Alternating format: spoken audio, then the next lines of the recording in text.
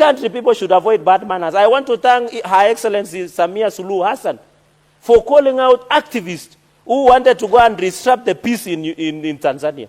In fact, should have detained and prosecuted them because they have taught this country bad manners, Mr. Speaker. These activists, they have taught our people to insult, to undermine, to lose respect to the leadership of this country, Mr. Speaker. Tanzania is a very peaceful country. And what President Samia Suluhu said, we should respect our countries, Mr. Speaker.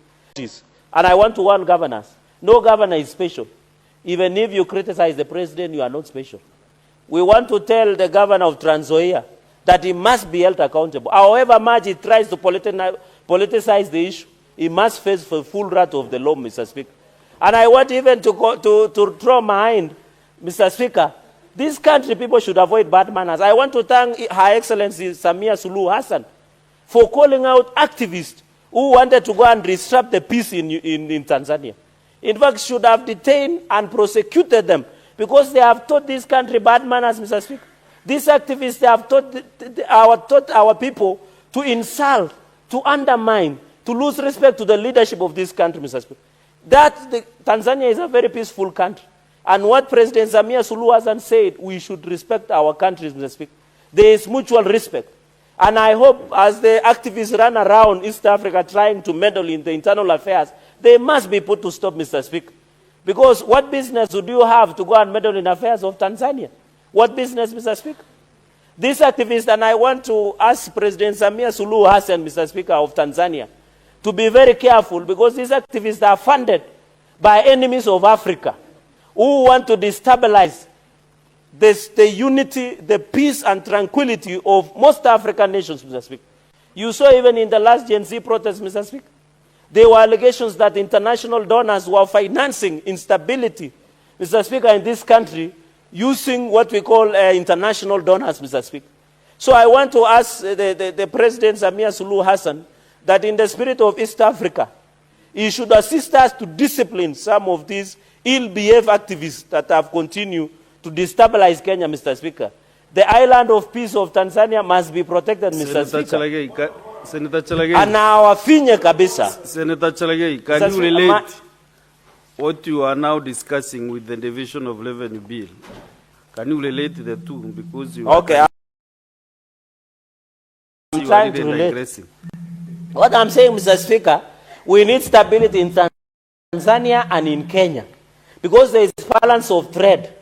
We export and import. We get taxes.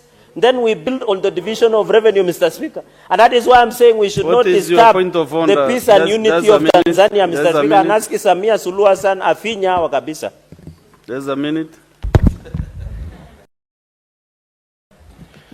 Mr. Speaker, this is a very serious flaw in this House, Mr. Speaker. And Mr. Speaker, this is on 105 in the statement of facts. Mr. Speaker, is it in order for the Senator of Nandi, who is a lawyer, to actually misinform the House and misinform the public on what informs the action of deportation of Kenyans from Tanzania, Mr. Speaker? Mr. Speaker, if you look at Article 104 of the EAC Common Market Protocol of 2015, it expressly says and guarantees the freedom of movement of service, labor, and goods within the East African region.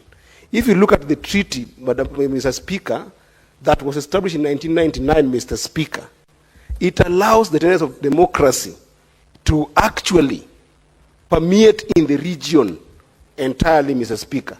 How can Senator Cherargei allow the existence of those treaties, Mr. Speaker? This is something that must be condemned and is not right and could actually lead to reciprocation by Kenyans for other members, Mr. Speaker. So is it factual that that's the tenets of our democracy, Mr. Speaker, that dictatorship in Tanzania is exclusive to our dictatorship in the country? Senator Cherargei has heard you. Let him respond. The Senator Eddie should withdraw and apologize. There is no dictatorship in Tanzania because they do elections regularly. Correct. So it is very wrong. Mr. Speaker, I wanted to answer point of order and after. 1 minute. Yes.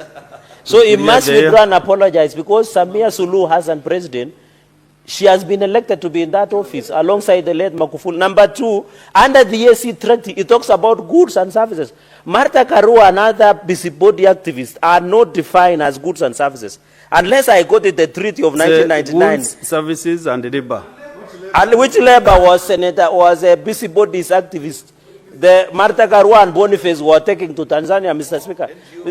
And NGO money and cloud chasing in TikTok and Facebook, Mr. Speaker. Mr. Speaker, with those many remarks, I submit and I pray that we go to mediation, Mr. Speaker. Mr. Speaker, I shall not be intimidated. These are people who are financed by NGOs, Mr. Speaker. I will not be moved.